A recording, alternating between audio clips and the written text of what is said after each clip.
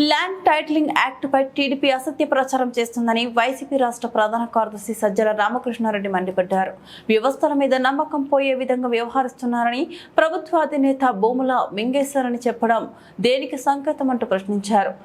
ఆదివారం తాడేపల్లిలో ఆయన మీడియాతో మాట్లాడుతూ కేవలం భూ అక్రమాలకు చెక్ పెట్టడం కోసమే ఈ చట్టం ఉద్దేశమని, ఇది ఒక విప్లవాత్మకమైన మార్పు అన్నారు. చంద్రబాబు హయాంలో వెబ్లాండ్ పోర్టల్లో మార్పులు చేసి ఎంతో మంది భూములను ఇబ్బందుల్లోకి నెట్టారన్నారు. పక్కాగా దానికి ఈవెన్ క్యూఆర్ కోడ్ అవి కూడా పెట్టే స్కోప్ ఇచ్చి స్కానింగ్ అన్ని చేసి, అంటే దాంట్లో ఒక్కసారి ఇదైన తర్వాత ఒక ఆస్తిలాగా పర్ఫెక్ట్ ఆస్తిలాగా చేస్తూ అది ఇచ్చారు.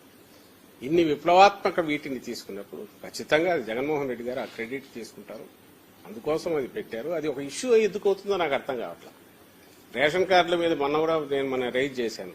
ఓ నిలువెత్తు ఫోటో తలకాయ ఒకటి 10 రకాలుగా పోజులు ఇచ్చి అది ఎల్లోలో వేసుకున్న Chandrababu Naidu what right does he have ఈ రోజు వచ్చేసి చూపించి ఈ తల ఈ మొహం నాకు బాగాలేదు నచ్చలేదు అనుకుంటే, రాష్ట్రంలో 5 కోట్ల మందికి నచ్చింది, ఈ ఒకడికి నచ్చకపోతే ఎంత? ఈయన మొహమే చూస్తేనే అరిష్టం. చంద్రబాబు చూస్తే జగన్మోహన్ రెడ్డి గారి మీద నష్టమేం లేదు. ఈ డిజర్వ్స్ ఇట్. అది ఆయనకు నచ్చనంత మాత్రం లేదు. కానీ దానికి ఈ ఇష్యూకు సంబంధం ఏముందని నేను అడుగుతాను. ఈ 3 ఎందుకు కలుపుతున్నారు అని అడుగుతున్నాను. ఏమంటే జిరాక్స్ కాపీలు ఇస్తారనేది. నీకు జిరాక్స్ కాపీలు ఎందుకు?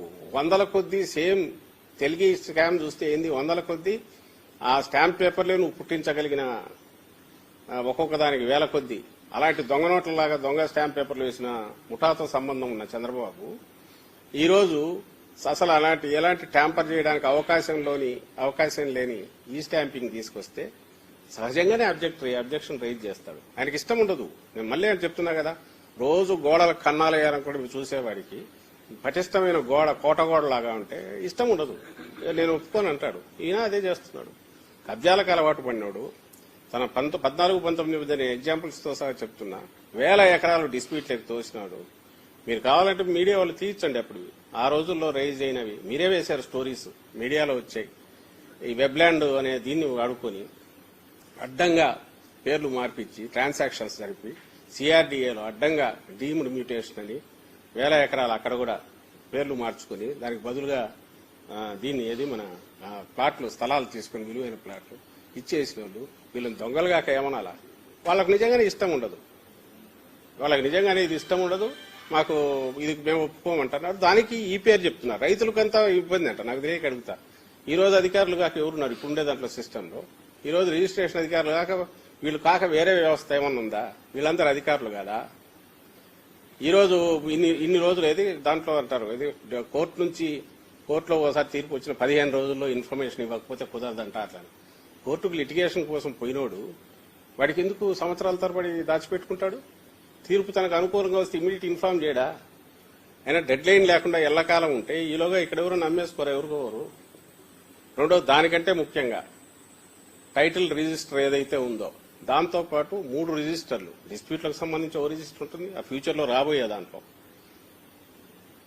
అలాగే ఇతర వివరాలకు సంబంధించింది ఉంటుంది. అంటే ప్రతి ల్యాండ్ ఇప్పుడు సమగ్ర సర్వే జరిగేటప్పుడు కేవలం రిజాల్వ్ అయిన ల్యాండ్ కు సంబంధించే విత్ కోఆర్డినేట్స్ చాలా, ఇంతకుముందు ఎకరాకు 5 సెంట్లు తేడా వచ్చేది, నార్మల్ గా యాక్సెప్టెన్స్ ఉండేది.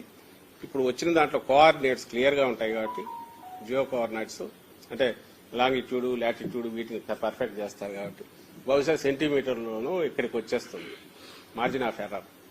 ఇది చేసి అది చేయడానికి ముందు కూడా రైతుకు 3 నోటీసులు ఇచ్చి వచ్చిన తర్వాత అందరి ముందు దాన్ని కొలిచి ల్యాండ్ నీ ల్యాండ్ ఎంత ఉంది అని చూసి దాన్ని చేసి అంతా యాక్సెప్టెన్స్ తీసినాక తయారయ్యే రికార్డింగ్. ఒక్కసారి తయారయ్యాక 2 years లో కాదు ఏదైనా డిస్ప్యూట్ రైజ్ కావచ్చు, చేసుకొని పోవచ్చు. ఆ తర్వాత కావాలంటే 2 years తర్వాత హైకోర్టుకు పోవాల్సి ఉంటుంది. అప్పుడు కంక్లూజివ్ టైటిల్ ఇస్తారు. టైటిల్ ఇచ్చే టైంకు గవర్నమెంట్ పూర్తి దాని గ్యారంటీ ఇస్తుంది. ఇప్పుడు గ్యారంటీ లేదు. గవర్నమెంట్ ఇప్పుడు ఏం చేస్తుంది, అధికారులు మా దగ్గర ఉన్న రికార్డులో ఇది ఉందంటారు తప్ప అంతకు మించి అయితే వాళ్ళు చెప్పడానికి ఏం లేదు. ఇది నీదే అని ఎవరూ చెప్పరు. మళ్ళీ కోర్టు నుంచి రావాల్సిందే. వీళ్ళ నుంచి పోతే మళ్ళీ 3 కోర్టుకు పోవచ్చు. ఈ డిస్ప్యూట్స్ అన్నికి తెరదించేది చిత్రం ఏంటంటే కబ్జాలకు, అక్రమాలకు, అన్యాయాలకు, ఈ డిస్ప్యూట్స్ కు వీటికి తెరదించే ప్రయత్నాన్ని నువ్వు ఎలాగో హర్షించవు, నువ్వు చెయ్యవు. దానిలకు నీ విషపూరితమైన ఆలోచనలతో నీకున్న ఈ మీడియా పచ్చ మీడియా బలంతో లేకుంటే నీకున్న విపరీతమైన ప్రచారం చేయగలిగిన అలాంటి శక్తులు ఏవైతే ఉన్నాయో వాళ్ళందరి అండతో దీన్నే గ్రాబింగ్ అంటావు, ల్యాండ్ ప్రొటెక్టింగ్ దాన్ని ల్యాండ్ గ్రాబింగ్ అంటావు. ఇప్పుడున్నది ల్యాండ్ గ్రాబింగ్ అవకాశం ఉండేది, దాన్ని ఫుల్లెస్ట్ లెవెల్ కు ఉపయోగించుకుంది చంద్రబాబు, ఆయన దందా, ఆయన ముఠా సభ్యులు వాళ్ళు దీని మీద ఇది చేయడం అనేది చిత్రంగా.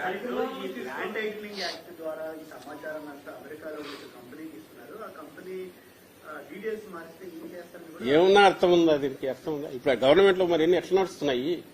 ఇప్పుడు కంప్యూటరైజేషన్ జరగలేదా? ఎట్లా నడుస్తుంది? ఆయన ఉన్నప్పుడు డిజిటలైజేషన్ ఆయనే మొదలు పెట్టాడు. మరి అప్పుడు ఎక్కడ చంద్రమండలంలో ఉండే దానికి ఏదైనా పెట్టినాడా సర్వరు? అంటే ఆయన ఇంటి కింద ఎక్కడన్నా హెరిటేజ్ కింద దాంట్లో పెట్టాడా? అర్థం ఏమన్నా ఉందా?